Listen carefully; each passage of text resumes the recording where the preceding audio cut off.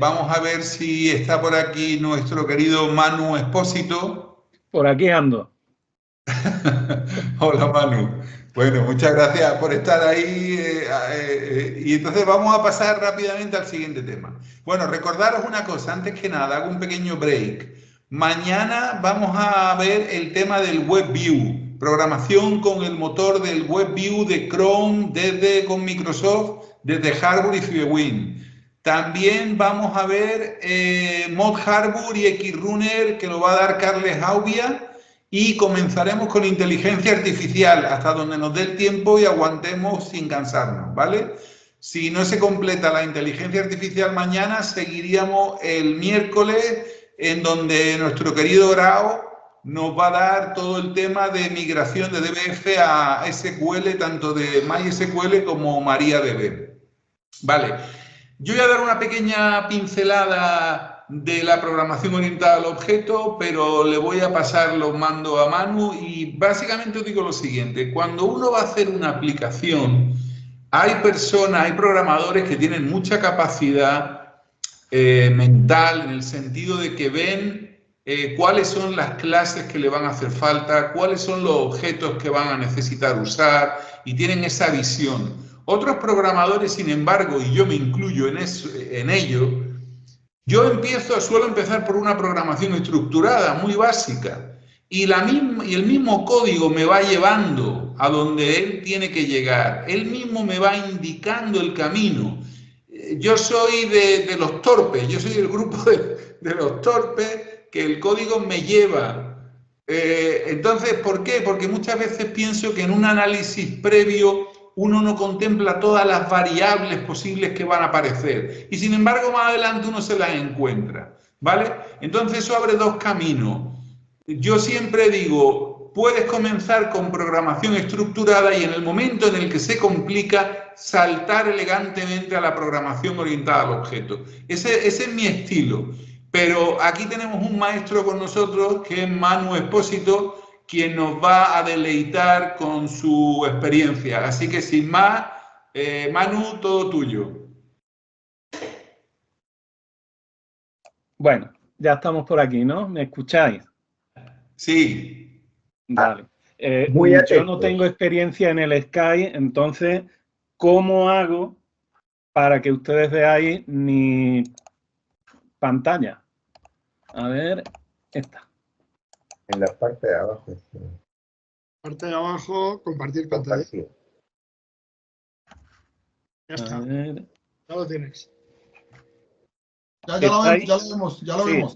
ya está ahí, Ya ¿no? ya se ve, ya se ve. Perfecto. Vale, verás, yo, Antonio me dijo que hiciera unas transparencias, una presentación tal y cual, y yo le dije no, porque realmente vamos a hablar un poquito de lo que surja, teniendo lógicamente en cuenta lo que queríamos hacer, ¿no? Que era modificar y hacer clases nuevas. Entonces, hay que empezar por el principio. Yo sé que tenemos que empezar por algo básico. Yo no quiero dejar por sentado que todo el mundo sabe lo que es la programación orientada al objeto. Entonces, voy a preguntar, ¿alguien sabe lo que es la programación orientada al objeto? Y si lo sabe, que enganche el micrófono y que lo diga. ¿Aló? ¿Me escucháis? Te escuchamos perfectamente, Manu. El tema está ¿quién arranca? Sí. Eso, pues arranca tú mismo. Rompe el hielo tú.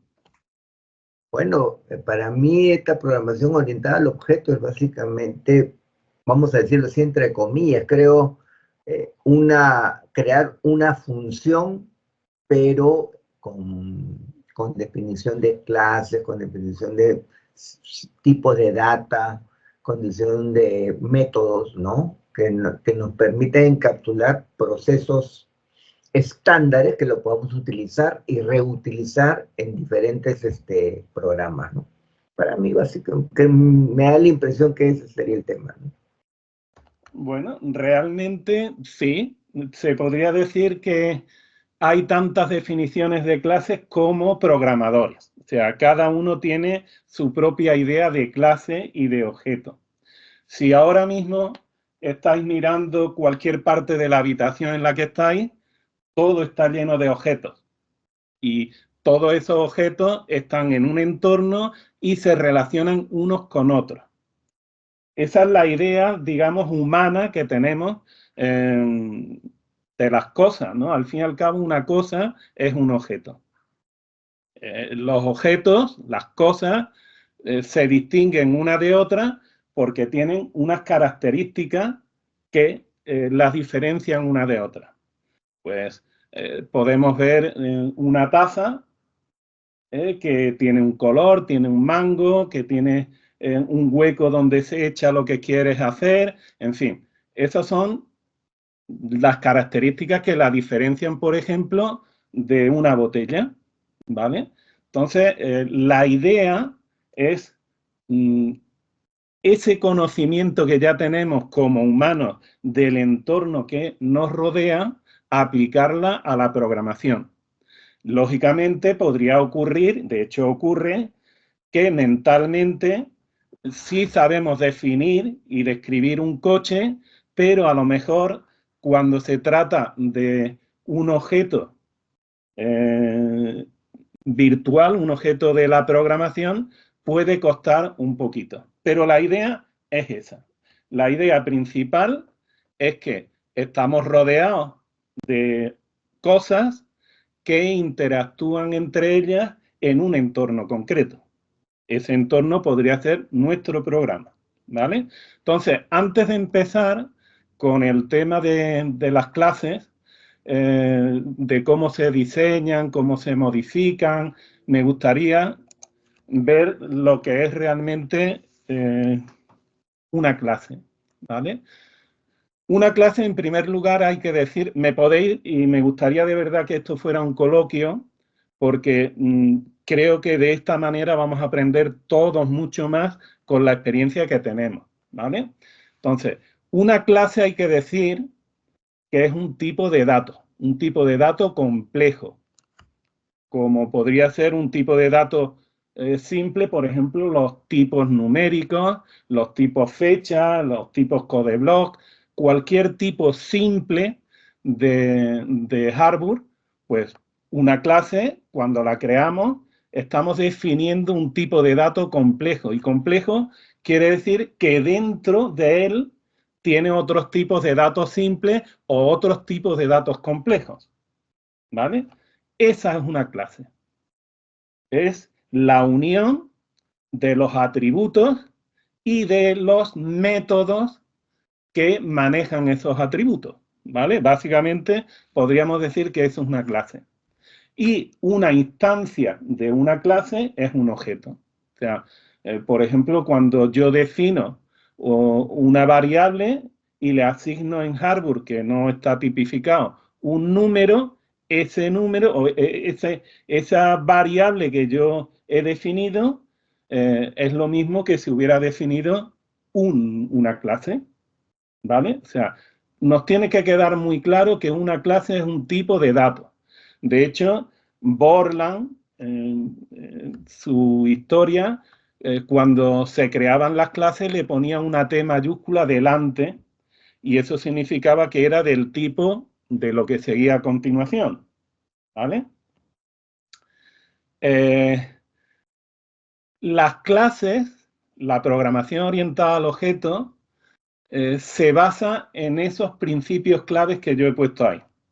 El encapsulamiento, que era lo que decía el compañero, era que yo voy a meter en una cápsula, por seguir el nombre que ponen aquí, en una cápsula voy a meter los atributos, que son las datas al fin y al cabo, es lo que me va a definir el estado en un momento determinado de un objeto, y además voy a meter también las funciones que puedan manejar esos atributos y algún que otro proceso, ¿vale? Eso sería de alguna manera el encapsulamiento. Y además, ya veremos que vamos a tener métodos públicos y vamos a tener métodos privados. Los públicos son los que pueden utilizar los desarrolladores que van a utilizar nuestras clases, ¿vale? La abstracción. Esto es muy importante, la abstracción, porque el marrón, digamos, el trabajo se lo ha llevado, por ejemplo, Antonio cuando ha tenido que lidiar con el API de Windows. A mí, cuando me llega una clase de las que están en CyberWin, yo sé que tengo unos atributos y tengo también, bueno, atributos, unas datas y tengo también unas funciones que puedo utilizar. Yo lo que tengo que, o lo que me tiene que decir a mí Antonio, son qué atributos tiene, qué atributos yo puedo utilizar, porque son públicos, y también me tiene que decir los métodos, los parámetros que le tengo que pasar y también lo que me va a devolver para poder utilizarlo en mis programas, ¿vale? Eso se llama abstracción.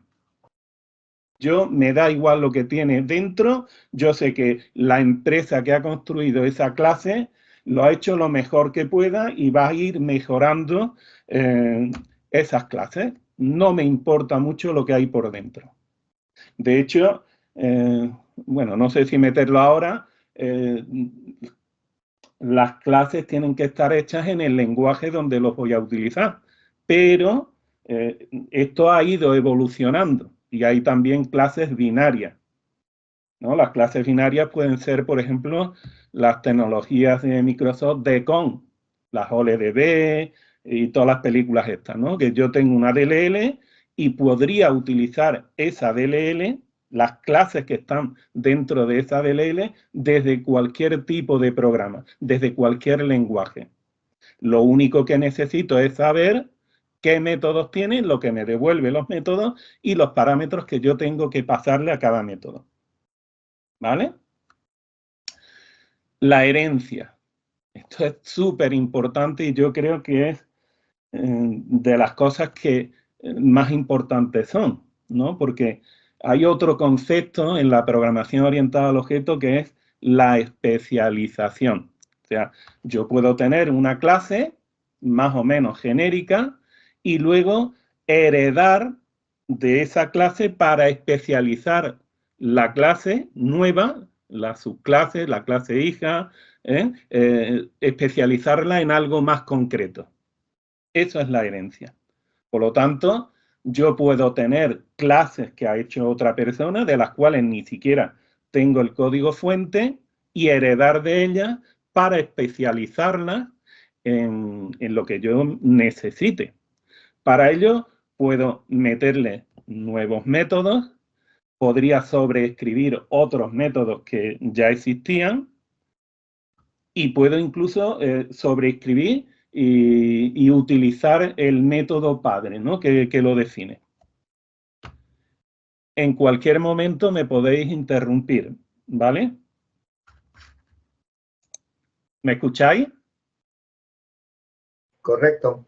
Sí, sí. Vale. Está bien. Pues, por Dale. favor, me gustaría que fuera un coloquio. Y por último está el polimorfismo. El polimorfismo es, en algún momento hablaremos de las interfaces, ¿vale? El polimorfismo es cuando yo tengo un método que está en diferentes clases y que yo desde mi programa puedo llamar a ese método sin saber de qué clase es o sabiéndolo, y yo sé que me va a responder de la manera adecuada para esa clase. ¿Vale? Eso es el polimorfismo. Por ejemplo, yo puedo tener una clase database inicialmente, una clase de database que no sabe con qué motor de base de datos voy a trabajar. Podría ser eso. Yo sé que cuando yo le mando un connect, ese connect tiene que saber cómo se tiene que conectar a esa clase. Pero desde mi clase genérica, yo no tengo por qué saber cómo se conecta, ¿vale? Ese es el polimorfismo. Estos 4 conceptos son muy importantes. Entonces, me gustaría que opinarais de esto. sabéis ya esto, ¿no? El tema este. ¿Me escucháis, no? Romper el hielo, que me gustaría que fuera un coloquio, no un monólogo. Manu, buen día. ¿Qué tal? Un aporte para ir documentando y para que todos vayan teniendo ilustración. Podríamos pensar en la clase automóviles. Sí, de hecho, creo que es el ejemplo que... bueno. Y de automóviles podemos tener heredando a una clase automóviles particulares, automóviles de carreras, el objeto vehículo. Entonces tratemos con esas clases para ir ilustrando en la aplicación de clases, en este caso Harbor. Gracias. Correcto, correcto. O sea, yo puedo tener una clase, digamos, genérica, ¿vale? Y a partir de esa clase genérica, mediante la herencia, especializarla. ¿Ya? Yo puedo tener una clase genérica vehículo y puedo hacer una herencia a partir del vehículo, una clase coche que lo va a diferenciar, por ejemplo, de una clase moto. ¿Vale? Sin embargo, yo tengo una clase que normalmente suelen ser o interfaces o suelen ser clases abstractas y voy a ir heredando de esa clase genérica, de la clase base, de la superclase o la clase padre, para especializar. Una de las cosas más importantes que tiene la programación orientada al objeto es la modularidad. O sea, yo no puedo hacer una clase, como decía Cristóbal, que sea una navaja suiza. No, no, no. Una clase tiene que estar especializada en algo muy, muy concreto. Luego vamos a ver las relaciones entre las clases. O sea, para hablar ya en términos más entre los programadores. Yo puedo tener una clase trabajador y puedo tener una clase puesto de trabajo. Las dos se relacionan y crean una nueva clase que es, por ejemplo, la clase nómina. O sea, la clase nómina va a tener dentro a los trabajadores y va a tener dentro a los puestos de trabajo. De ahí va a sacar toda la información para hacer un recibo de nómina, que es el salario que va a cobrar un trabajador concreto. ¿Vale? Esa sería la relación en ese entorno que hemos hablado de que los objetos se relacionan unos con otros. ¿Vale? En Harvard, me imagino que todo el mundo ya más o menos sabe cómo se crean las clases. ¿Vale? Es sencillamente esto que pone ahí class y el nombre de la clase que sea. Ya te digo, yo normalmente me gusta ponerle una T delante de tipo, en este caso mi clase o lo que sea, ¿no? Aquí he hecho algo más genérico. La data, que serían los atributos, ¿vale? Es donde yo voy a decirles las características que van a diferenciar a una clase de otra. Va a ser prácticamente estos los atributos. ¿Sí? ¿Me disculpas un segundo? Claro que sí. No vemos nada en la pantalla. ¿Ah? O sea, se ve la página donde dice clases de Harvard, más si es que estás mostrando o estás trabajando con otra pantalla, no se está viendo. ¿Esto no se ve ahora mismo? Pero que es... Cuando te refieres a esto... ¿Puedes sombrear? ¿Puedes sombrear a ver qué cosa es lo que estás señalando para ver? Aquí. ¿Veis un pequeño manualito que he hecho? Sí, sí. O sea, sí se ve la simplicidad y la modalidad, poliformismo y observación. Eso sí, pensábamos que estabas mostrando alguna clase aparte, ¿no? Okay. No, no, es esta, ¿vale? Dale. Es esta clase. Tampoco he desarrollado... Luego, si queréis, vemos algo, pero no he desarrollado clases más complejas. Esto es facilón, ¿vale? Lo que estaba diciendo es esto, que yo tengo que definir dentro de una clase los atributos, las datas y los métodos, ¿vale? Y terminarlo con enClass, ¿vale? Esa es la idea. Para instanciar un objeto de una clase, lo que tengo que hacer es utilizar lo que en programación orientada al objeto se llama la función de clase, que es la que tiene el nombre de la clase, ¿vale? Y esto ya por sí solo generaría un objeto. Lo que ocurre que tradicionalmente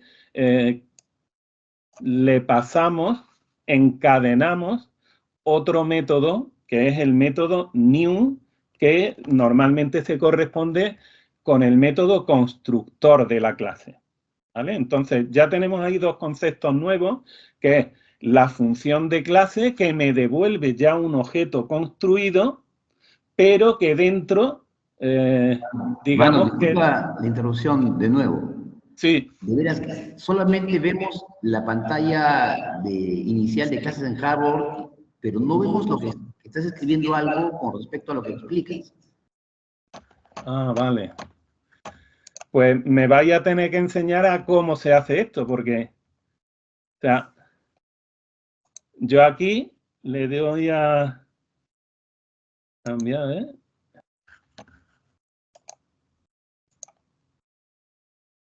¿Esto lo veis? Ahora sí se ve. Ah, perfecto. Entonces estaba hablando y no estabais viendo esto.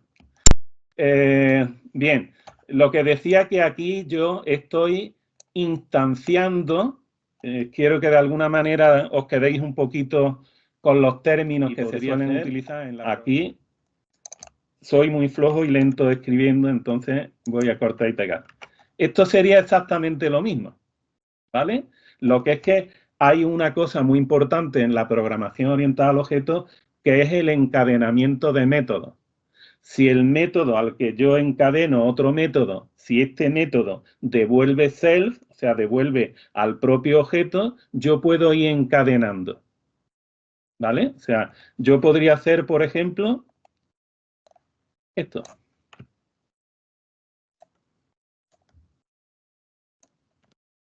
Perfectamente. Podría hacerlo. ¿Por qué? Porque new devuelve self siempre. O sea, el método constructor siempre tiene que devolver self.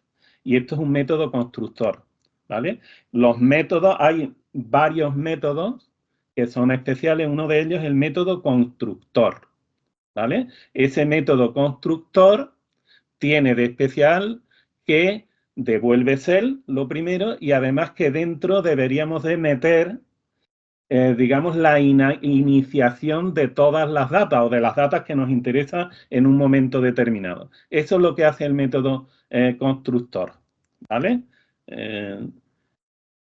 Y luego Manu, hay otro... Sí. Manu, puede haber más de un método constructor, ¿verdad? En una clase. Sí, en Harvard realmente no sé si es una virtud o un defecto, pero podemos tener todos los métodos constructores que queramos. De hecho, el referente para mí es el C++. En C++ sí podemos tener todos los métodos constructores que queramos, variándole sencillamente los parámetros que va a recibir ese constructor, ¿vale? Simplemente cambiando esto, ya podríamos tener diferentes métodos constructores. En Harvard, desgraciadamente, o por suerte, los métodos constructores perdóname, otra vez no se pegó admiten la pantalla. No vemos lo que está mostrando. en la definición de la clase, ¿vale? Yo en la declaración, que es este trocito, le digo qué métodos van a hacer. Bueno, métodos incluso data. O sea, si nosotros queremos hacer lo que yo os he dicho de viva voz, yo esta data la tendría que poner como private, ¿vale? La ubicación de la declaración de una data también da igual, o sea, podrían estar intercaladas, ¿vale? Si yo esto lo pongo debajo, esta data ya sería private, ¿vale? Sería private. No la podría utilizar, entonces sería bueno que yo creara... hacerlo así, porque como soy tan lento, la he llamado saldo, set saldo, Y aquí pondría la cantidad del saldo, ¿vale? Y también haría un get, ¿no? Si somos puristas, esto es lo que deberíamos de hacer. Y además, cuando nosotros asignamos esta cantidad a saldo, ¿no? Que lo que vamos a tener básicamente dentro de este método es saldo igual a cantidad, ¿no? Básicamente, podríamos decirle, si val type cantidad no es igual a n, que me dé un error. Sin embargo, si yo dejo público el saldo y lo utilizo desde mi programa, podría asignar a saldo una cadena, por ejemplo, y a partir de ahí destrozaría mi programa. Claro. Es más, como os decía antes, la programación orientada al objeto ha ido evolucionando. O sea, ha ido evolucionando en el siguiente sentido. Yo esta clase que estoy haciendo la voy a utilizar en Harbour. Pero imaginaros que yo esta clase la quiero utilizar desde Visual Basic. No sé si existe ya el Visual Basic. La quiero utilizar desde Visual Basic. Pues ahí están las tecnologías que ha creado Microsoft, que son la tecnología CON o DCON, los CON distribuidos, o la genérica, que sería la tecnología Corva, ¿vale? Entonces, si yo voy a utilizar esa tecnología, o sea, crear una DLL de esto para utilizarlo desde otro lenguaje, yo no puedo tener datas, porque los tipos de datos que tiene Harbour no son compatibles con los tipos de datos que pueda tener, por ejemplo, el Visual Basic. Por lo tanto, tendría que utilizar los métodos, los getes, ¿vale? Eso es muy importante. Si queremos trabajar de una manera purista con la programación orientada al objeto, cuando yo utilizo un objeto no debería de tener ningún atributo público. Yo voy a utilizar los set y los get para meter un valor en ese atributo, en esa data, o un get para extraerlo, ¿vale? De hecho, internamente, las datas de Harbour también son get y set. O sea, una data, esta data, yo podría ponerle aquí method, y otra que fuera también method, pero voy a escribirlo aquí, con un subrayado delante. Eso internamente voy a poder utilizarlo como una data normal y corriente, pero sí voy a poder controlar como un set y un get lo que voy a meter. O sea, estos son realmente métodos, pero a la hora de utilizarlos voy a utilizar saldo. O sea, esto se está llamando a un método interno cuando es para asignar, cuando es obtener el valor de saldo, está llamando realmente a uno de estos dos métodos. No recuerdo ahora, Antonio seguramente lo sabrá, si es el guión bajo el que asigna o es saldo el que asigna. No sé cuál de los dos es, pero lo podría hacer, con lo cual yo podría seguir utilizando la simpleza de utilizar directamente las datas, pero realmente por dentro yo podría ya controlar que lo que estoy asignando a saldo es, por ejemplo, un valor numérico.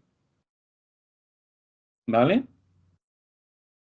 Entonces, sí, lo que decía antes de que la programación orientada estaba evolucionando y que ahora yo puedo tener clases binarias que se incrustan o se meten dentro de una DLL, esto es muy importante, no tener datas públicas, porque, como he dicho, el tipo de datos de Harvard no es compatible con el dato de, por ejemplo, Delphi.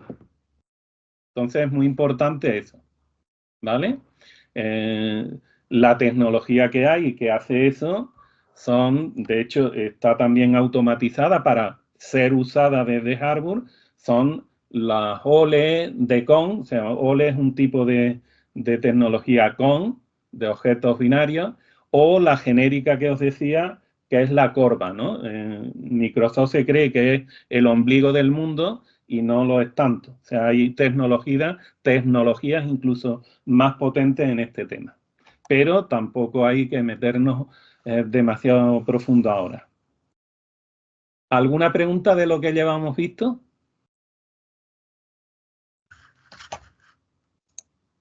¿Me escucháis? Todo ok, todo ok. Es que yo no estoy viendo la pantalla vuestra, me tenéis que Todo hablar. bien hasta ahora, pero hay Tenéis preguntas que en hablar, el ¿vale? tintero. Bien, la herencia.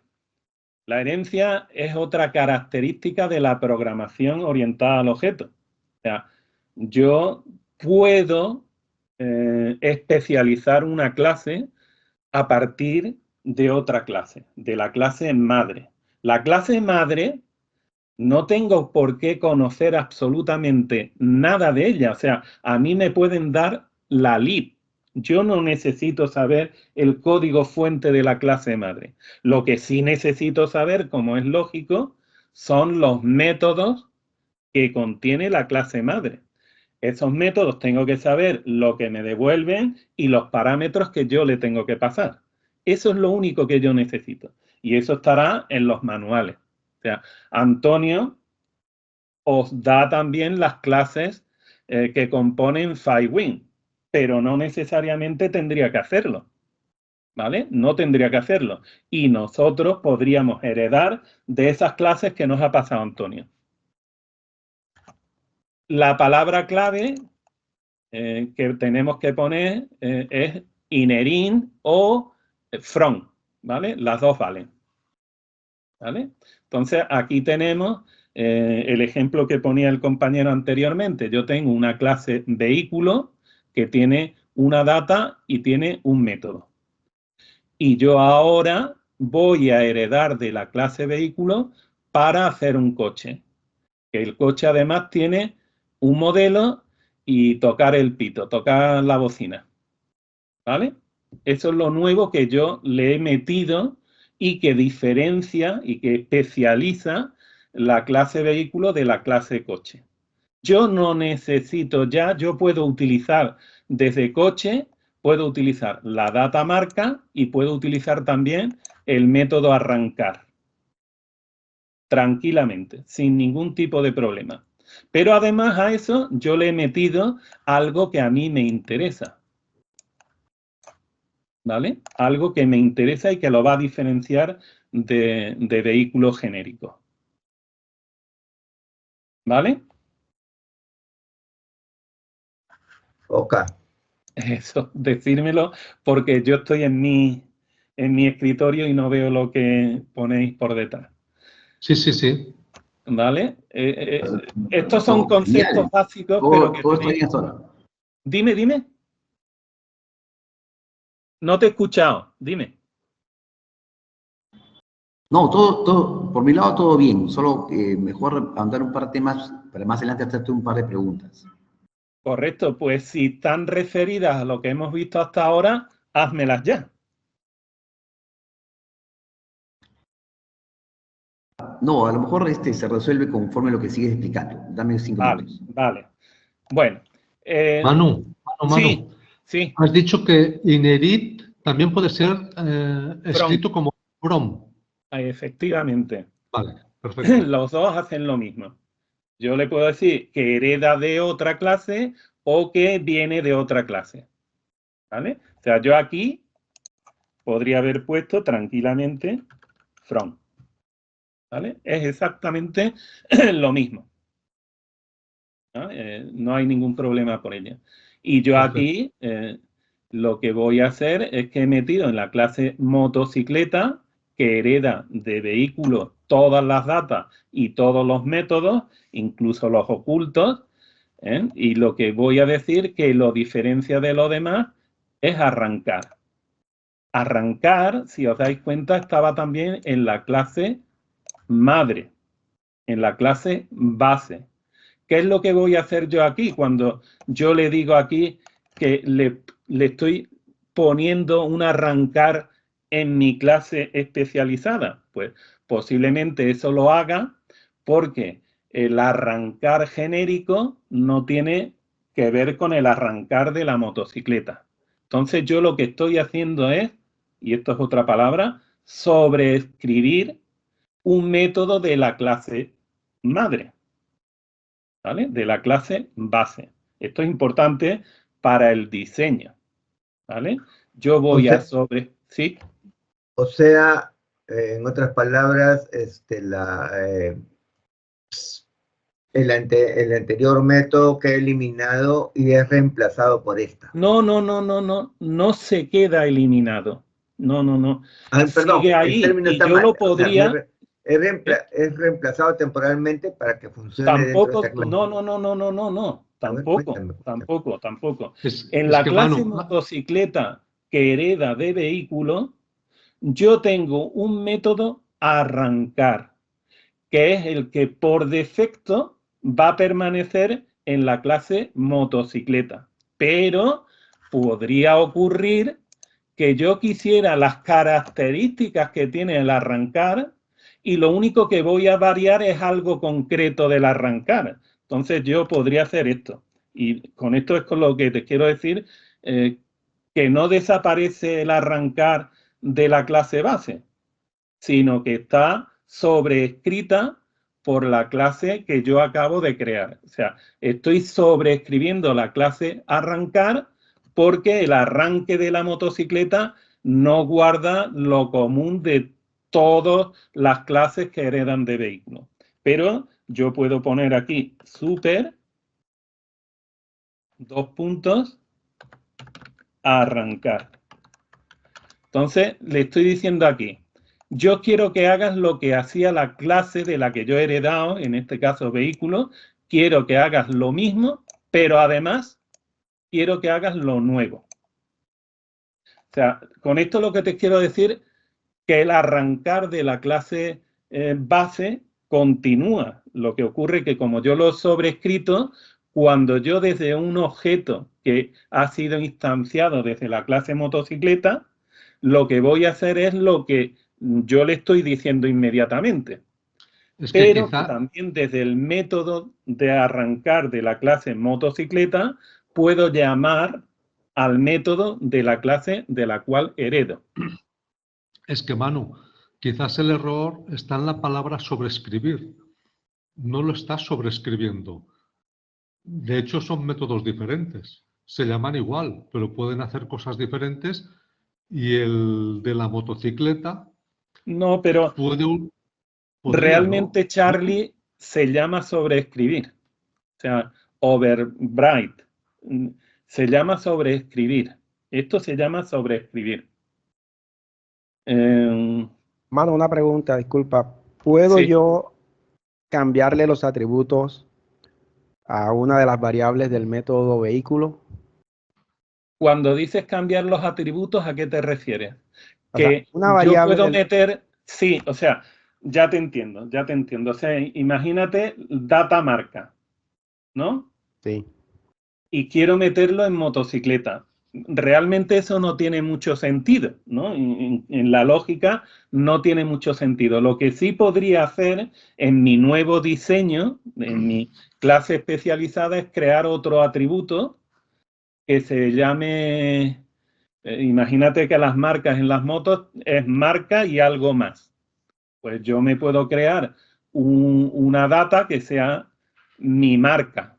Y luego cuando la voy a definir en el set, ponerle marca más el algo más. Podría ser perfectamente, ¿vale? Perfecto. Pero yo puedo meterle nuevos atributos, tantos como quiera, a las clases que yo estoy creando. Ok, perfecto. ¿Vale? Son pequeñas cositas, pero que son muy interesante, o sea, hay otro concepto que se puede mezclar un poquito o confundir con la sobrecarga. Hay métodos sobrecargados. La sobrecarga, que realmente en hardware no es lo normal, o sea, no hay sobrecarga en métodos de hardware, porque yo no puedo crear otra vez el método arrancar dentro de la clase motocicleta, pero que reciba un parámetro. No lo puedo crear. En C++, por ejemplo, esa sobrecarga del método arrancar es que yo puedo crear tantos métodos arrancar como diferencias haya en el parámetro que le estoy pasando. ¿Vale?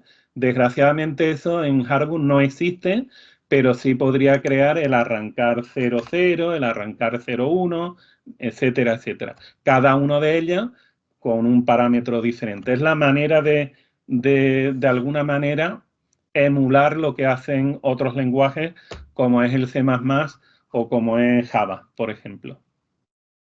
¿Vale? Aquí he puesto esto, porque la programación orientada al objeto se suele utilizar para implementar los patrones de diseño. Yo he puesto aquí uno muy simple, pero prácticamente, por ejemplo, los ORM, los modelos vista controlador, se podrían diseñar perfectamente con la programación orientada al objeto, y yo creo que es la mejor vía para hacerlo. O sea, hacer eso con funciones sería un poco más chungo, ¿no? Yo no lo haría con Una funciones. consulta. Sí, claro. El tema de la sobrecarga de los métodos, no recuerdo si es hardware o X-hardware, te permite tener de manera dinámica el tema de los parámetros, si no me equivoco. ¿Se podría emular de Sí, esa manera? sí. Sí, o sea, simplemente, si ¿Con yo 3 le pongo puntos aquí era? tres puntitos, ¿vale? Eso significa que puedes recibir diferentes parámetros y un número indeterminado de parámetros. Pero eso no es lo que yo estoy diciendo. Lo que yo estoy diciendo con la sobrecarga del método es que yo voy a tener diferentes métodos. Aquí no. Aquí con esto que propone Harbour está muy bien, es que yo debajo voy a tener que tener un if. Si lo que estoy recibiendo aquí es esto, entonces haz esto. Si lo que No, recibo estoy es de lo acuerdo. Solo era una manera de emular, digo. ¿El qué? Solo una manera de emular. No, estoy de acuerdo con lo que tú dices, pero una manera de Claro, emular la claro, sobrecarga pero sería eso. lo ideal para mí sería que lo hiciera igual que en Java o en C++. O sea, que yo escribiera aquí un nuevo método que se llame igual, pero que reciba un parámetro diferente. ¿Vale? Y no controlar, por ejemplo, primero el número de parámetros que he recibido y luego actuar dependiendo del parámetro que he recibido. Pero bueno, también es una manera de emularlo, ¿vale? No estaría realmente sobrecargando un método, sino que es un método para todo. ¿Vale? Decirme OK o algo, porque es que si no... No, está bien, perfecto. Eso es. Y lo que estaba diciendo ahora, me interrumpí en cualquier momento, porque realmente me gustaría que fuera un coloquio, que habláramos entre todos. Aquí he hecho yo el diseño más fácil, que es el diseño de un singleton. Perdona porque no tengo pajolera idea del inglés, sé muy poco inglés. Entonces la pronunciación no la hago bien. Pero entendéis este diseño, ¿vale? Yo creo un único objeto o a partir... Mira, aquí aparece algo importante. Aquí aparece una class data, ¿vale? Lo puse así queriendo por eso, por el tema de la class data. ¿Sabéis lo que es una variable estática? Sí. La diferencia entre una variable estática en hardware y una variable local.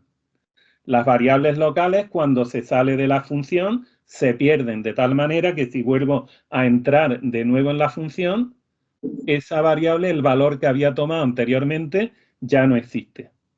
En cambio, una variable estática mantiene el último valor. O sea, yo podría tener dentro de una función un contador de entradas a esa función. Simplemente defino una variable como static y le voy sumando 1 cada vez que entro, ¿vale? Bueno, pues las class datas o data de clase, un atributo de la clase, digamos que está por encima de los objetos que se instancian de esa clase, de tal manera que es similar a una variable estática. O sea, yo puedo, de alguna manera, crear diferentes clases, pero van a compartir esta data. Y de eso se trata de un singleton, ¿no? Que yo puedo crear clases, pero tan solo voy a generar un único objeto que se comparte cada vez que yo necesito ese objeto. Imaginar que tenéis, vamos a ver, vamos a suponer que tenéis una clase tool, herramienta. Y en esa clase, herramientas, tenéis, por ejemplo, un método mensaje. Yo programo de manera que voy arrastrando una matriz por toda la lógica del programa. Entonces, tenía la opción de crear una variable pública. Tenía la opción de ir arrastrando una variable local del main en cualquier lugar del programa. Sí. Entonces, también tendría la opción, lo que explicas ahora que yo no lo sabía, de crear una clase que solo se instancia una vez. Una clase que se instancia una vez, que tuviese un valor dentro, una class data, que sería el array, y en cualquier punto del programa la podría llamar. Total y absolutamente. Total y absolutamente. Entonces, yo puedo crear una... ¿Sí? ¿Qué ventaja tengo sobre una variable pública? A ver, se podría decir que es cuestión de gustos, ¿vale? Es cuestión de gustos. Yo, como soy mayor y utilizaba anteriormente Clipper tenía un espacio muy reducido donde guardaba las variables públicas, ¿vale? Entonces ese espacio se iba incrementando y llegaba un momento en que explotaba. Entonces yo no me gustan las variables públicas. En aquella época, por ejemplo, lo que yo creaba es un array estático donde estaban todas mis variables o, fijaros bien, yo podría crear una función y dentro tener una variable estática que fuera un array, donde yo meto los valores que voy a utilizar a lo largo y ancho de mi programa. Y eso no estaría ocupando ningún espacio en esa zona que yo os digo que podría reventar. Lógicamente, en Harbour, eso sí que sería una decisión personal, porque en Harbour no hay ese problema. Pero yo por inercia las variables públicas no las utilizo. No. Somos viejos. Efectivamente. Más de lo que me gusta reconocer.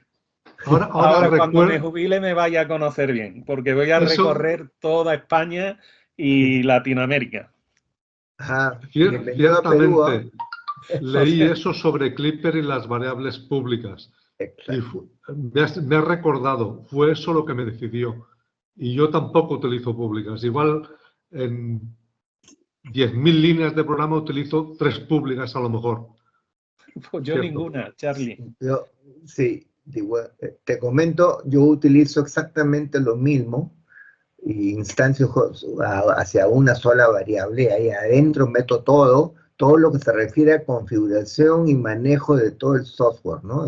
Tengo un RP grandote, todo lo manejo en esa variable.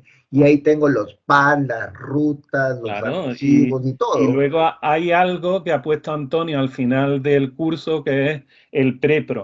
O sea, con el preprocesador yo tengo un array donde he guardado, digamos, todo lo que necesito y luego con el preprocesador le puedo decir que Pepito es el 1 y cuando lo meto dentro del array, pues puedo acceder al contenido de ese elemento del array no por un número, sino por algo, que es algo tan simple como una descripción a través del define, ¿vale? O incluso podéis utilizar una tabla hash, ¿vale? También una tabla hash que sea estática y ya va a ser...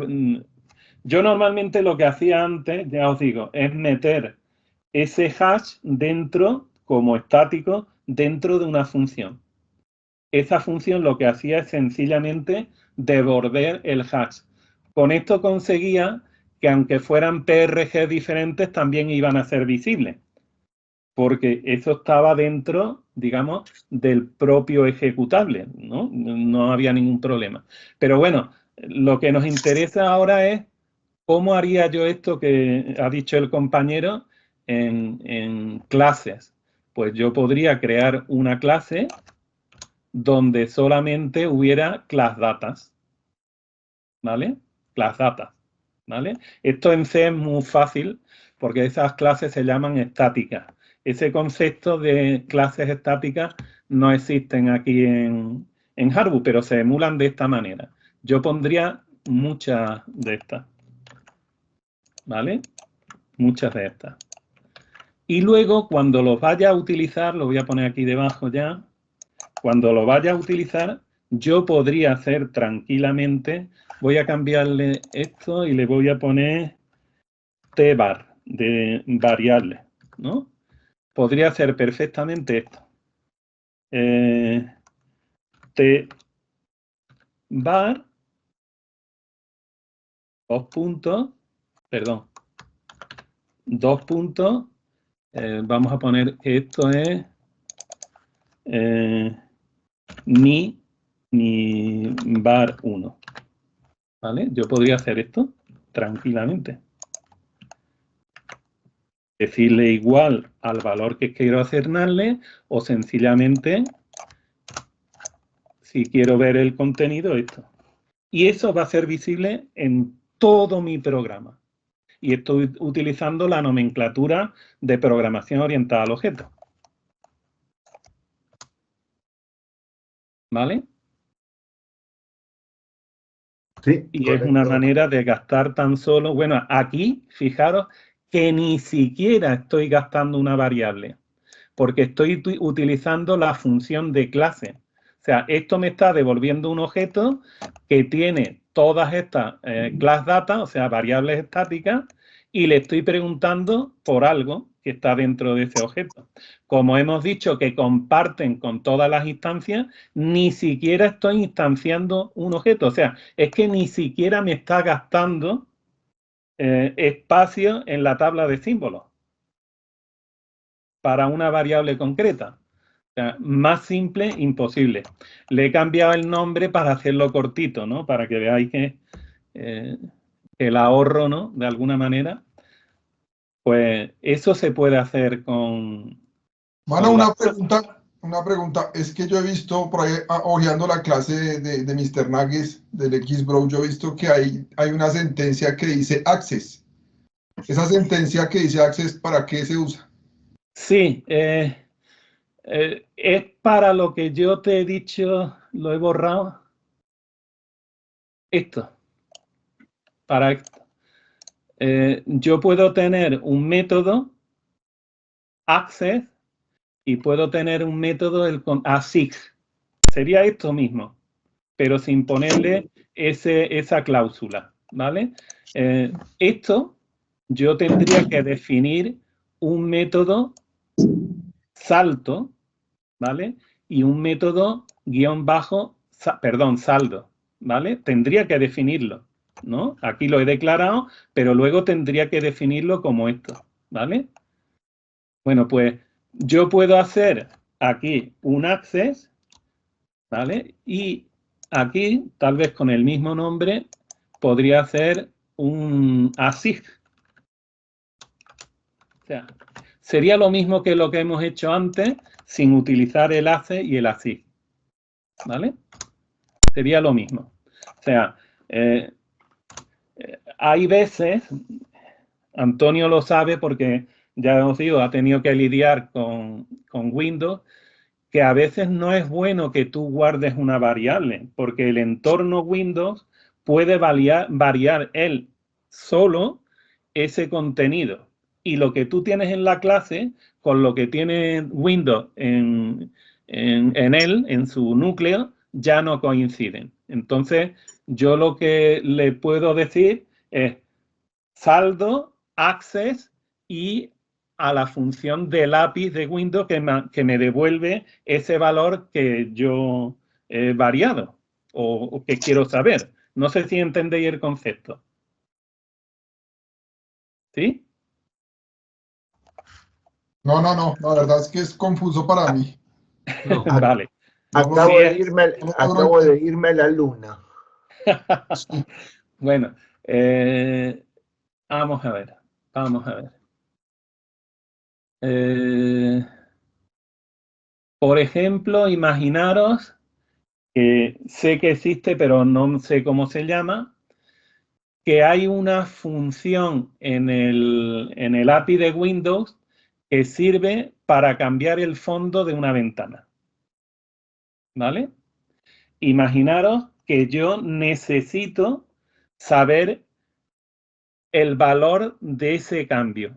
O sea, el RGB que le he pasado a esa función para que cambie el fondo de las ventanas. Pero imaginaros que yo esa variable la guardo dentro de mi clase. Digo, yo le he mandado el color 100,23,50, ¿vale? Y se me ha puesto las ventanas de ese color, ¿vale? Pero ahora hay otro programa que está dentro de mi entorno de las ventanas estas y cambia él el fondo. Ya el fondo de las ventanas no es lo que yo guardé en mi variable de la clase. Ahora, lo mismo que hay un set para cambiar el color de fondo, normalmente Windows también te da un get que te devuelve el valor del fondo actual, del color de fondo actual. A eso me refería. Ajá, ¿Vale? ya, ahora sí. ¿Entendéis el tema? ¿No? Pues O con sea, que eso hay es únicamente cuando uno hace de alguna manera alguna herencia. No es una herencia, sino que hay veces que yo no me interesa guardar el contenido de una variable que otro programa puede variar. Lo que me interesa es tener una función que sepa rescatar lo que otro también ha variado. Entonces, yo puedo utilizar esto o lo que hemos visto del ASEC y el ASIG, que lo que hace es a una data, cuando yo utilizo la data, lo que hace realmente es llamar a una función, en este caso del API de Windows. O sea, es como replicar o guardar, digamos, de una manera en memoria un dato que yo tengo y necesito que me conserve. No. Es delegar, que es otra cosa que, bueno, hoy no vamos a ver, por lo menos, delegar, digamos, la custodia de una variable al propio Windows. O sea, el Windows es el que se encarga de guardar esa información.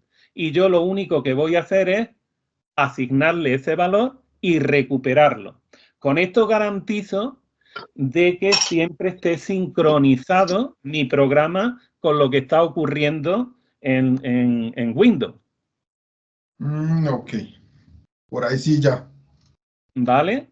O sea, porque puede haber otro programa que yo no lo controle, así siempre va a estar sincronizado, porque realmente no tengo nada que sincronizar. Lo voy a coger de lo que tiene ya Windows guardado. Windows tiene una estructura con un montón de miembros donde va guardando información del entorno. Y hay funciones que cambian esa estructura. Entonces, ¿para qué voy a guardar yo algo que ya lo tiene Windows en su núcleo? Lo que voy a hacer es una llamada a la función que me devuelve el valor que tiene y no lo guardo yo. Con eso garantizo que voy a estar siempre sincronizado. Entonces, yo puedo crear una data de este tipo, uno que sea el que llame a la función, a la WinFun, vamos a llamarlo, para pasarle un valor, el que sea, y voy a tener esto también, que lo que va a llamar a una función que sea WinFunGet. Es que me estoy inventando esto, ¿vale? Y por el hecho de ponerle aquí el guioncito y llamarlo de la misma manera que esto, yo voy a tratarlo eso como si fuera una data. Exactamente igual. Pero yo no estoy guardando la información. Lo estoy delegando en el Windows. Que no viene. Esto era un poquito el tema de la encapsulación y mira por dónde hemos terminado. Bien, bien. ¿Entendéis bien. eso? ¿Entendéis Sí. eso? Algo Sí, más cercano. ya es mejor. Dime. No, que decía que algo más cercano, imaginaros que yo estoy utilizando una base de datos que la abre otro programa. Yo simplemente la utilizo. Yo antes de poder escribir dentro de esa base de datos, tengo que saber si está abierta o no. Entonces, le pregunto a ese programa que estará ahí en memoria, oye, ¿esta base de datos está abierta? Si está abierta, puedo escribir, por ejemplo. ¿Vale? Pues eso estamos hablando del encapsulado. ¿Vale? Y os estaba diciendo que realmente en Harbour las datas internamente son también métodos que cumplen esta condición. Aquí debería de haber puesto, y ya también hablamos, inline, ¿no? Si no, me daría un error. Inline significa que la declaración y la definición están ahí juntas. ¿Vale? Eso es lo único que significa.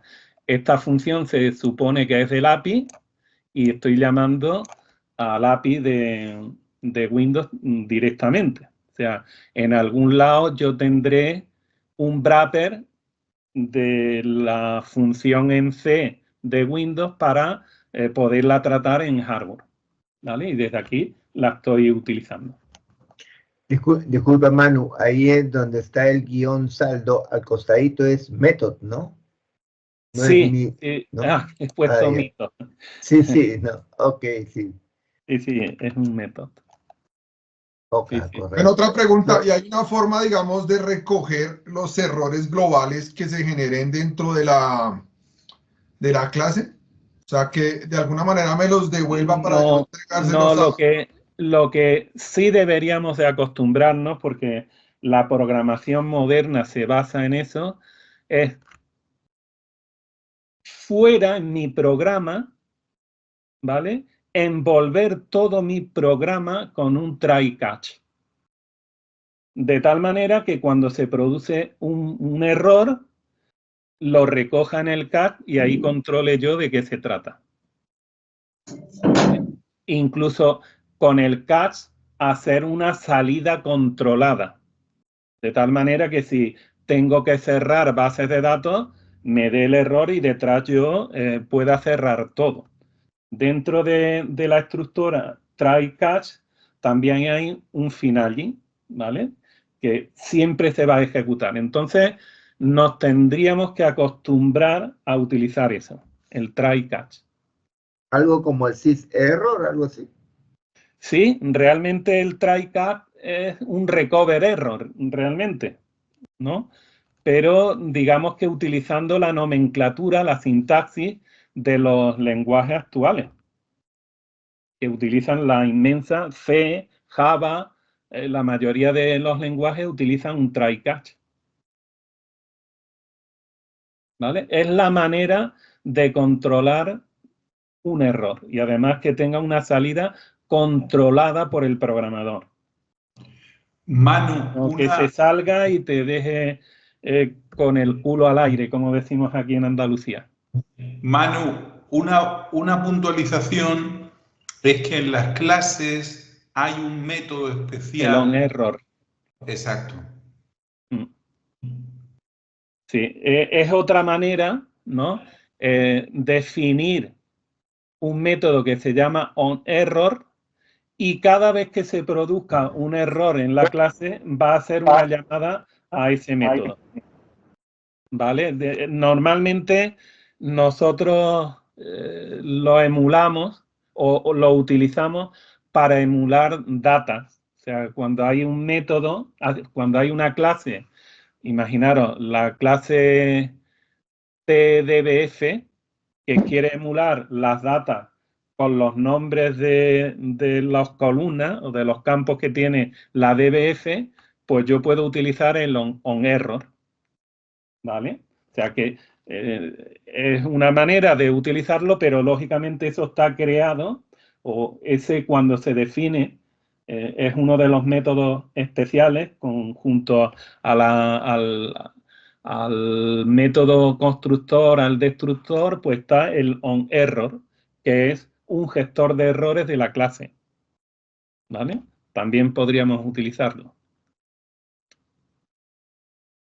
¿Vale?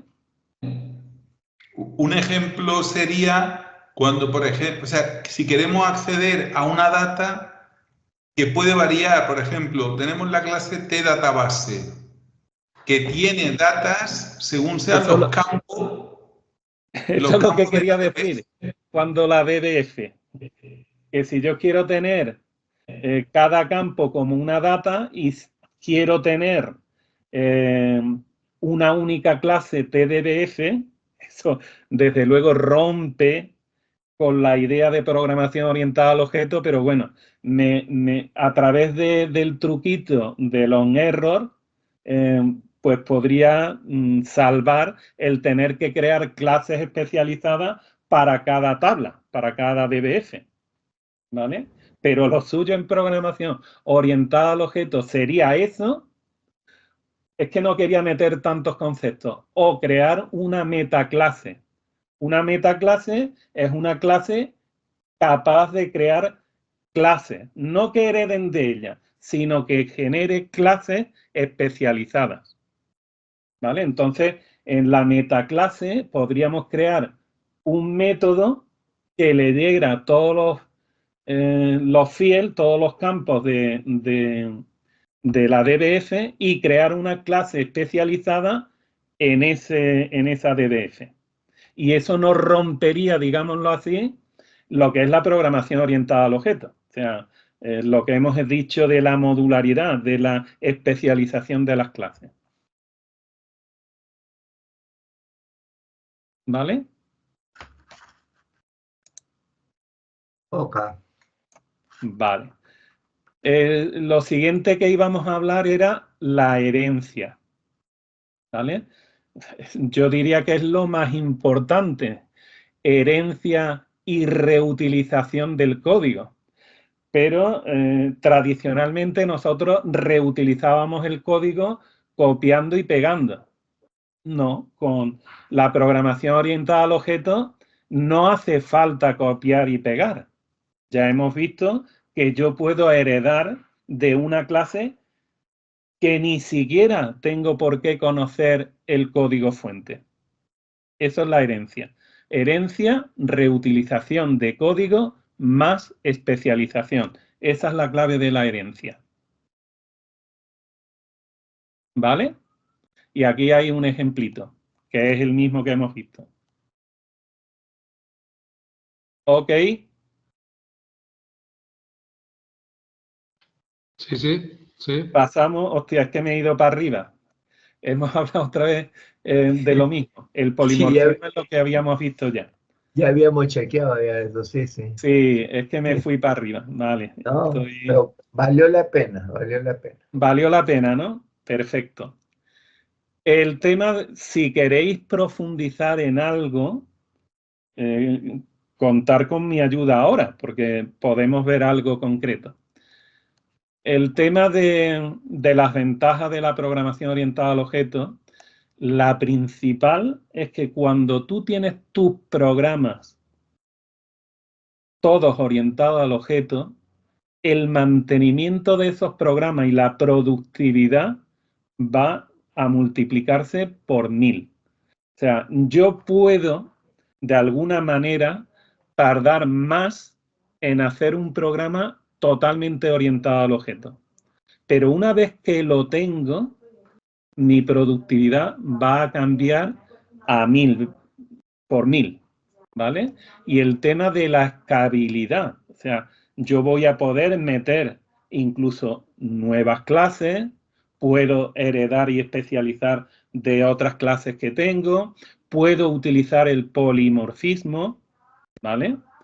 Y lo que hablábamos de la reutilización, ¿vale? No es cortar y pegar. Esto es algo más potente. Yo puedo encargar a una empresa como es Fibetex a que haga una clase, Fibewin, que todas las clases que contienen esa librería están súper probadas y súper potentes. Yo me quiero olvidar de eso, ¿vale? Yo sé que Antonio y toda su compañía van a hacer que esas clases estén súper probadas y súper potentes. Yo me quiero centrar en lo mío. Yo sé que cuando instancio un objeto de una clase, eso va a funcionar perfectamente. ¿Vale? Pues esa es una gran ventaja de la programación orientada al objeto sobre la programación procedimental o cualquier otro paradigma de programación. Luego, al principio, yo decía que cuando yo creo un escenario, que es mi programa, los objetos van a ponerse unos en contacto con otros, van a interrelacionarse, ¿vale? Eso es lo que yo he llamado aquí, bueno, que se llama así, relaciones, la relación, ¿no? En general, esas relaciones se llaman asociaciones y las hay de dos tipos. Estos son los dos tipos que hay. La composición, que son las clases contenedoras. Esos objetos no podrían existir si no están dentro de la clase que los contiene. Imaginaros, por ejemplo, lo que decía Antonio de la clase database. Una base de datos está compuesta luego por tablas. Una clase tabla por sí misma no tendría ningún sentido. No puede existir una tabla que no pertenezca a una base de datos. Ahí yo lo que podría hacer es una composición o clase contenedora. En cambio, cuando las clases pueden vivir sin la clase que lo contiene, pues eso se llama agregación, ¿vale? Imaginaros la clase, por ejemplo, clase materia de estudios, ¿no? De los niños cuando van a la escuela. Esa clase de esa materia, es que no sé, para que no se confunda con clase. Esa materia la reciben diferentes alumnos. Eso se llamaría una relación o una asociación de agregación, porque los alumnos podrían vivir sin que estén metidos dentro de la clase. O sea, tienen una entidad lo suficientemente importante para que puedan subsistir sin que estén dentro de la clase materia de escuela. No sé si entendéis el concepto. De hecho, si queremos hacer clases contenedoras puras, que pueden contener un array, o sea, una colección de unos objetos concretos, eso sería también contenedora. Desde la propia clase se deberían de crear los objetos. Luego, si da tiempo, os enseñaré una cosa que estoy haciendo, ¿vale? Bueno, ahora no lo voy a enseñar, luego lo enseñaré. Donde yo, por ejemplo, para crear un query, lo tengo que hacer desde la clase conexión. Yo tengo un objeto conexión, dos puntitos, query, y le paso la sentencia select, ¿vale? Esas son clases contenedoras, ¿vale? Y básicamente, a ver, aquí había puesto de explicar conceptos, interfase. Bueno, en Harvard no hay el concepto de interfase. ¿Sabéis lo que es una interfase? La verdad que no, yo no. Bueno, el concepto de interfase que sí está en Java y está en C++, es una clase virtual que lo único que tiene definidos son métodos virtuales. O sea, no están declarados pero no definidos. O sea, yo defino un método, ¿vale? Y a diferencia de en Harvard, en C++, si yo tengo la herencia desde una interfase, yo tengo que definir cada uno de los métodos. O sea, tengo que sobreescribir cada uno de los métodos que tenga la interfase, ¿vale? Con lo cual, es como si firmáramos un contrato con la clase interfase para que las clases de ese tipo de interfaz tengan todos los métodos. En esto se basa, por ejemplo, lo que hablábamos anteriormente de los objetos binarios, de los ActiveX y de los OLEDB, y no me acuerdo ahora cómo se llaman, cómo se llama ahora, pero bueno, los ActiveX, ¿vale? Yo tengo una serie de interfaces y por lo tanto yo sé lo que va a contener ese objeto binario, ¿vale? Y yo lo puedo llamar desde cualquier lenguaje, ¿vale? La diferencia entre una clase interfaz y una clase abstracta es que la clase abstracta sí tienen definición de uno o más métodos. O sea, si yo sé que un método se va a repetir en todas las clases que heredan de eso, yo ese método lo defino en la clase madre y ya no tengo que reescribirlo cada vez que cree una nueva clase heredada de esa clase abstracta, ¿vale? Entonces, la diferencia entre una clase abstracta y una interfaz es que las clases interfaz solamente tienen métodos virtuales. No se define ningún método, solamente se declara. Y las clases abstractas es cuando al menos uno sí que está definido. Tiene métodos virtuales y al menos uno lo tengo definido. Esa es la diferencia en otros lenguajes, porque en Harvard le da igual. O sea, yo, por ejemplo, en C++ no puedo instanciar un objeto de una interfaz o de una clase abstracta. En cambio, en Harvard sí lo podría hacer. Lo que ocurre que a lo mejor una clase interfase, mejor dicho, instanciar un objeto, no sé para qué. No hay ni métodos que yo pueda utilizar, ni nada. Sencillamente los utilizaría, no harían nada y tampoco me daría error. Y las clases abstractas, por lo mismo. ¿Vale? Y luego, que esto sí que tiene que ver con lo que vamos a ver ahora rápidamente, es el tema de las buenas prácticas de la programación orientada al objeto.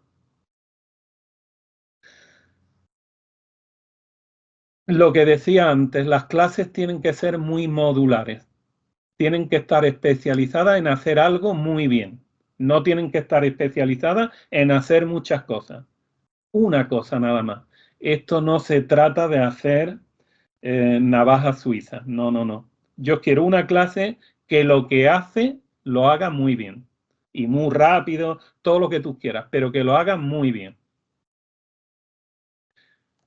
A veces la herencia en Harvard puede costar un poquito inicialmente porque aunque tú no lo veas, en la memoria, vamos a llamarlo así, está todas las clases de las que yo he heredado mi objeto, ¿no? De las que yo he heredado mi clase y a la vez mi objeto.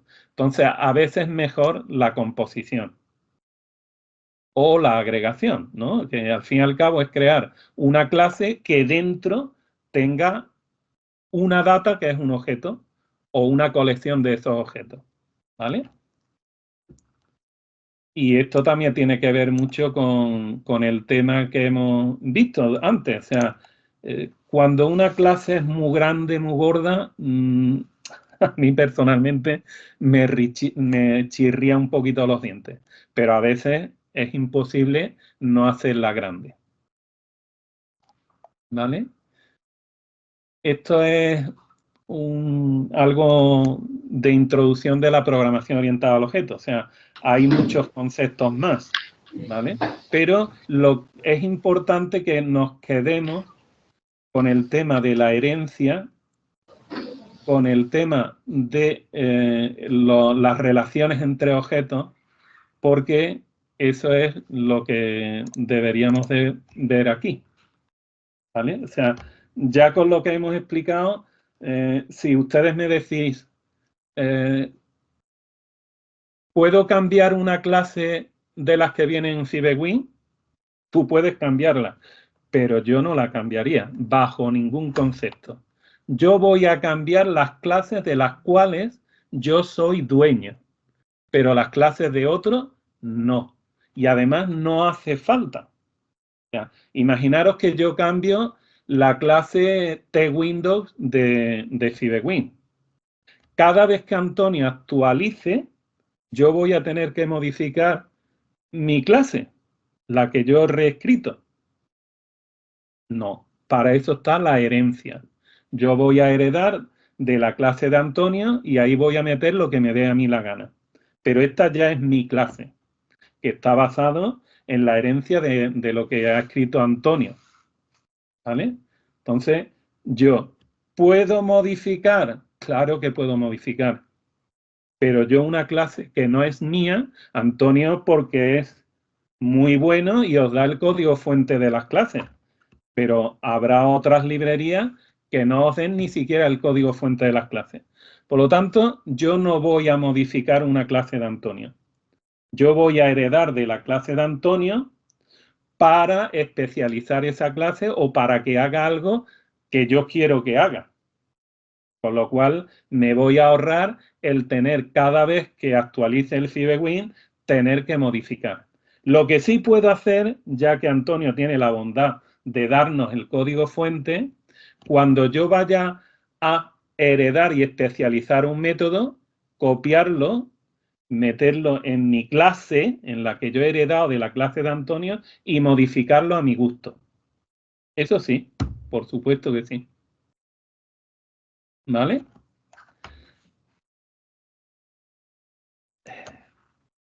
No escucho ok ni nada por aquí. No, Manu, Sí, el método destructor, sí. ¿qué tan importante es? A ver, el método destructor, lo bueno que tiene es que se llama automáticamente cuando la clase se sale del ámbito en el que se ha definido. O sea, verás, no tiene sentido hacer un método destructor de una clase normal y corriente que yo la defino y utilizo todo lo que hay dentro mío. Pero imaginaros que yo creo una clase que abre una base de datos que está en un servidor. Y yo sin querer me salgo de la clase, o queriendo, me salgo de la clase y no tiene un método destructor donde le digo que libere la conexión. Si no tengo el método destructor, la conexión se queda abierta. Y si yo abro 1000 veces con ese programa esa conexión, al final me satura el servidor de conexiones que están ahí, pero que no se cierran. Entonces, si yo creo un método destructor donde digo close database, ese método se va a ejecutar sí o sí. O sea, si yo tengo una clase, o mejor dicho, un objeto instanciado de una clase que tiene un ámbito local, o sea que se ejecuta dentro de una función, aunque yo no ponga, no llame al destructor, cuando yo me salgo de esa función, Harbour se encarga de llamar al destructor y cerrar lo que sea, o liberar memoria, lo que sea que tiene que hacer. ¿Vale? Entonces, para funciones que no guardan, imagínate que hay una clase que yo tengo hecho una función en C donde reservo memoria. Si yo tengo eso, a lo mejor sí debería de tener un destructor que se encargue de esa memoria que he reservado en C, la libere. Ahora, si yo voy a utilizar tipos de variables de Harbour, o sea, cadenas, array, eso no necesita destructor porque, como dijo Antonio cuando hizo referencia al recolector de basura, cuando te sales del ámbito de una función, el sistema de Harbour lo marca como borrada. Y en un proceso de recolección que puede ser en un tiempo muerto de un in-key o, como decía Antonio, haciendo una llamada al GC, a la función esa, el GC lo que sea, que no me acuerdo cómo es, pues yo libero ya realmente la memoria. ¿Vale? Entonces, el método destructor para clases hechas en PRG a lo mejor no hace falta. Y por eso la mayoría de la gente no utiliza los destructores. Pero una manera de hacer que se libere memoria que se ha reservado en C es utilizando los métodos destructores y ahí meter lo que yo quiero que haga. Va bien saberlo porque declaro el método destructor y él se si llama no, solo. Y él se llama solo. Por eso. O sea, va cuando bien. tú te sales de la función donde has creado la clase, él se llama Sí. solo. Si no, haz la prueba, créate un método destructor que lo único que tenga es un site. Y tú no haces referencia a él y verás que cuando te sales de la función, ese site con un alert te va a salir en la pantalla. Perfecto. Entonces, por ejemplo, es una manera de garantizar, por ejemplo, que quieres cerrar las DBS y no quieres ponerlo tú en todas partes, pues, en el método destructor. Manu, qué pena molestar. ¿Y no tienes por ahí algo de código para que nos muestres? Es que ya esto lo he hecho. Como para mirar, para probar toda esta teoría que nos acabas de dar. No tengo ahora mismo, no tengo código fuente. No tengo código fuente de lo que estoy diciendo. Lo podéis hacer fácilmente. Lo que sí me puedo comprometer a pasarle, si me hacéis una relación de lo que queréis probar, te la dais a Antonio, Antonio me la dará a mí y yo hago... No, es que básicamente yo todo esto, porque yo quiero poder ajustar, pues ya que dices que no es necesario cambiar las clases de otros, yo sí quiero poder ajustar, pero es que no entiendo. O sea, ¿cómo puedo ayudar a arreglar la clase del EasyRep? Vale. Yo quiero arreglar eso porque hay muchas cosas que hemos pedido, también las ha pedido el italiano, ya no se me olvidó el nombre. Él ha pedido muchas cosas que llegó, venga, sí, eso se necesita. Entonces, yo sé que no tienen tiempo, yo sé que hay muchas cosas que están pendientes, me gustaría poder ayudar con eso. ¿Sí? Claro, entonces, quiero hacer esto, no sé por dónde empezar. ¿Sí me entiendes? Entonces, por eso quería como ver algo de código, decir, hey, miremos esto, hagamos esto, si hago clic. Sí, te entiendo perfectamente. Aquí, a ver, hay una clase que es pública, que todo el mundo sabe dónde está, y que hay diferentes personas que la están modificando. Si comparten el código fuente modificado, yo sobre esa modificación podría modificar y pasarlo también. O sea, ¿qué quiero decir? Si ustedes tenéis un Git y os ponéis de acuerdo y vais modificando, ahí sí que me parece bien que aunque la clase no sea mía, pero somos un grupo de gente que la estamos modificando. De tal manera que en el Git va a estar siempre lo último que ha modificado el último que modificó la clase. En ese sentido, sí me parece bien que modifiquéis la clase directamente. Ahora, si yo la voy a modificar para mí, otro la va a modificar para él y de vez en cuando la publica y yo lo cojo, yo voy a tener que actualizar la clase del otro con las modificaciones que yo he hecho. Entonces, eso de alguna manera lo elimino heredando. Y ya os digo, yo podría perfectamente, si tengo este código, en la clase heredada, pegarlo y cambiar lo que me dé la gana aquí. ¿Vale? No tengo que diseñar el método totalmente, que podríais, porque os acordáis de la cláusula super. Con la cláusula super yo puedo utilizar, digámoslo así, dentro del código que yo voy a sobreescribir, podría utilizar lo que está guardado en la clase madre, en la clase base. Sí, lo que te digo es que yo lo he usado. Yo tengo varias clases en nuestra aplicación que las utilizamos, sobre todo, digamos, creamos una clase para el manejo de los documentos, la heredamos y la usamos, ¿sí? O sea, es que eso es lo sencillo. Cuando uno ve las clases, digamos, de ustedes, la Teger y todo eso, hay cosas que uno no entiende. Y dice, bueno, ¿y esto para qué? ¿Y cómo sirve? Eso era lo que yo quería ver más allá, ¿no? Sí, no pues sí. como tal la teoría, porque no, pero esa teoría lo que tú me estás diciendo, Leandro, es, ¿no? Pero es muy global de todas formas, o sea, es teoría, ¿sí me Claro, entiendes? pero lo que tú me estás diciendo no es, bueno, se da la circunstancia que lo que tú quieres cambiar está dentro de una clase, pero podría estar también dentro de un montón de funciones Exacto, eso es lo que no sé. y cambiarlas, pero verás, para cambiar un código fuente, tú tienes que saber, lógicamente, lo que hace ese código fuente.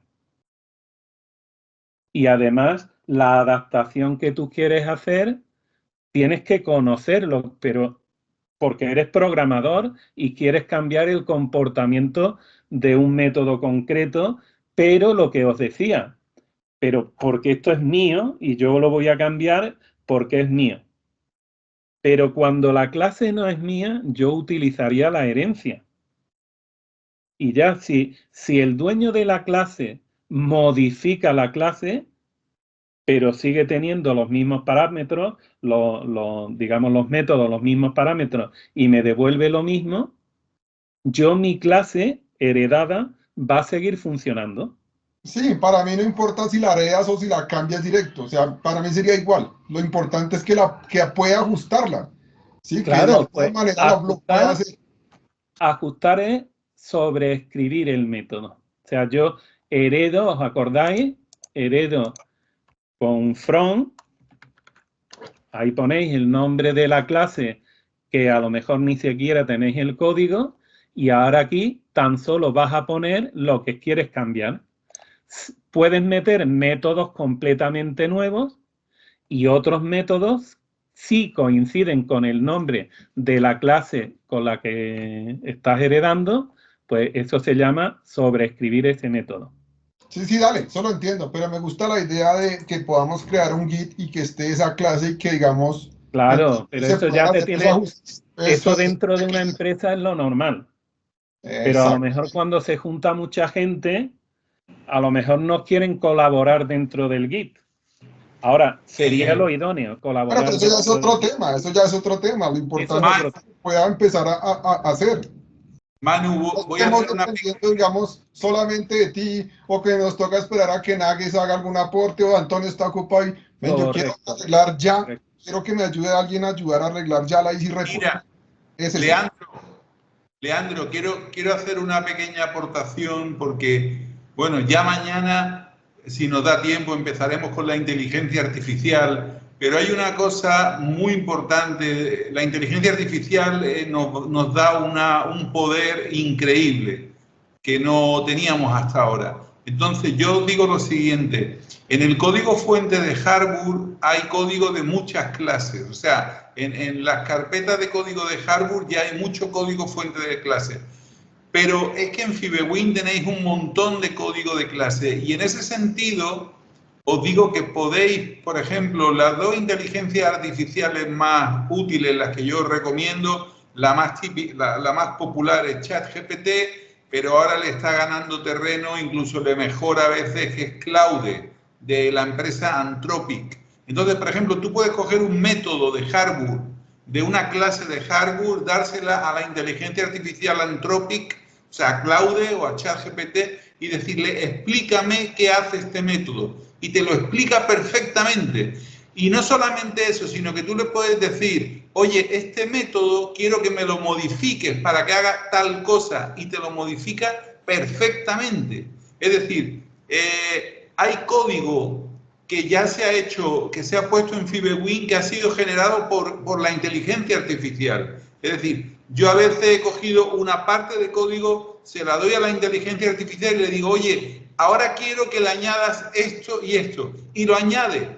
Sí, es cierto que antes se equivocaba más, cada vez se equivoca menos, pero realmente el uso de la inteligencia artificial para esto es maravilloso. Es decir, puedes coger una clase de FibeWin o una clase que no entiendas, dársela a la inteligencia y decirle, oye, explícame esto bien y explícame este método y dime cómo lo puedo cambiar. Y realmente, hoy por hoy, y os lo aseguro, es el mejor profesor que podéis encontrar. O sea, esto es algo que vamos a ir viendo mañana y pasado con el tema de la inteligencia artificial. La inteligencia artificial no va a hacer, no va a quitar trabajo, pero el programador que usa inteligencia artificial es mejor que el que no lo usa. Es decir, es muy importante acostumbraros a preguntarle. Nosotros en el pasado, cuando teníamos una duda, llamábamos al típico amigo, oye, mira, tengo esta duda, ¿tú cómo lo harías? ¿Qué me aconsejas? Tal.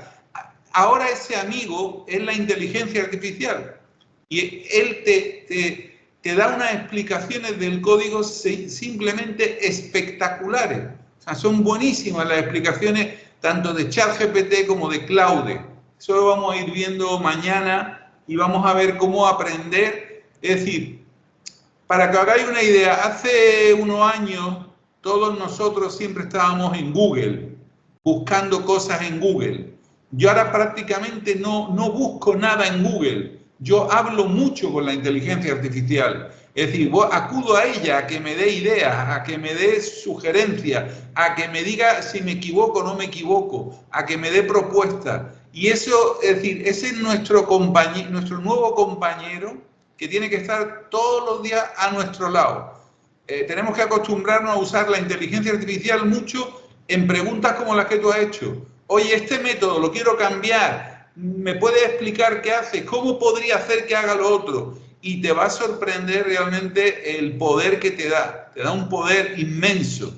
Eso ya os digo, mañana vamos a ir viéndolo, pero yo quiero transmitiros la idea en este webinar de que es muy importante la revolución de la inteligencia artificial, es muy importante en la forma en que pensamos, en la forma en que programamos, en la forma en que estudiamos.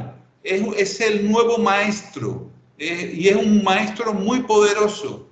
Entonces, cualquiera de vosotros con inteligencia artificial es como que subí el nivel de experiencia años de experiencia que os da. Y eso es algo muy interesante. Por eso digo que es el nuevo profesor, ya lo veréis. Mañana iremos viendo ejemplos y pasado, pero yo a veces, pues parecerá un poco friki, o un poco así, pero yo me puedo pegar a veces una hora hablando con la inteligencia artificial, o sea, preguntándole cosas, pidiéndole ideas, comentándole mi idea, oye, quiero hacer esto, tú lo harías de otra manera, ¿qué me sugiere? Es decir, es muy poderoso, es una herramienta extremadamente poderosa, ¿vale? Eso vamos a empezar a verlo. Señores, yo lo que sí quería hacer una mención a que llevamos 4 horas y media, tenemos que descansar todo, ha sido un esfuerzo para todos. Darle las gracias a Manu por una explicación. Déjame, con mucho Antonio, cariño. un segundo, voy a ser muy breve. Sí. Lo único que iba a decir ya también, que cuando creéis vuestras clases, a los nombres de los métodos, ponerle nombres que estén muy relacionados con los que hacen. Sobre todo porque luego cuando le deis esa ayuda al resto de gente, vas a ver casi por el nombre lo que hace, ¿no? Sí, sí, totalmente de acuerdo, Manu. Nombres mnemotécnicos, nombres que recuerden, que ayuden a recordar lo que hace el código. Eso es muy importante. De todas formas, también os digo que una clase es un poco el resultado de la experiencia que tenemos sobre un tema. Es decir, mañana vamos a ver la clase WebView y vaya a ver cómo se comenzó con un API y llegamos, como ha explicado Manu, a unos niveles de abstracción en la que a mí ya no me preocupa cómo funciona el API. Yo voy a la funcionalidad, lo que yo quiero hacer. Cuando, por ejemplo, vosotros os subís a un auto, a un coche, tú no sabes ni cómo funciona el motor del coche, no sabes ni cómo frena el coche, no sabes nada, pero tú lo arrancas, coges el volante, pisa el acelerador y el coche hace lo que tú quieres que haga. Esa es la manera de la programación orientada al objeto. Te has separado del detalle y te has enfocado en la funcionalidad. Solamente te interesa la funcionalidad. Y cuanto mejor entiendes el objeto, más sabes lo que es la funcionalidad. Imaginaros un piloto de Fórmula 1. Él lo que quiere es correr mucho. Le da igual el motor lo que haga. Él quiere que le dé la velocidad que necesita. Ese tipo de experiencia lo da, como todo, pues, el tiempo que lleváis programando, la experiencia que vais adquiriendo y tal, ¿no? Pero ya os digo, muy importante, la inteligencia artificial, este webinar yo quiero insistir mucho en ello. O sea, es muy importante que nos demos cuenta que estamos viviendo una revolución, estamos teniendo la suerte de vivir una revolución única, y es un momento maravilloso para entender la esencia de la inteligencia artificial, antes de que ya se nos vaya de las manos y ya no entendamos nada y no sepamos ni lo que hace.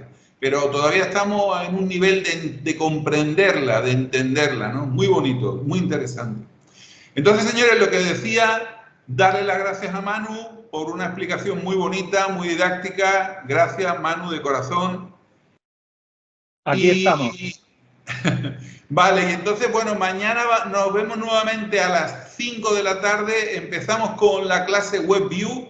Mañana vamos a trabajar bastante en temas web, vamos a tener una presentación de Charlie muy bonita y si nos da tiempo ya empezamos con inteligencia artificial, porque me encantaría que después de este webinar seáis mucho más amigos de la inteligencia artificial, os deis cuenta de la maravilla que tenemos como aliado para nuestro trabajo y que aprendáis a usarla. Eso quiero que hagamos mucho ejercicio, de que veáis cómo se trabaja, cómo se programa con la inteligencia artificial.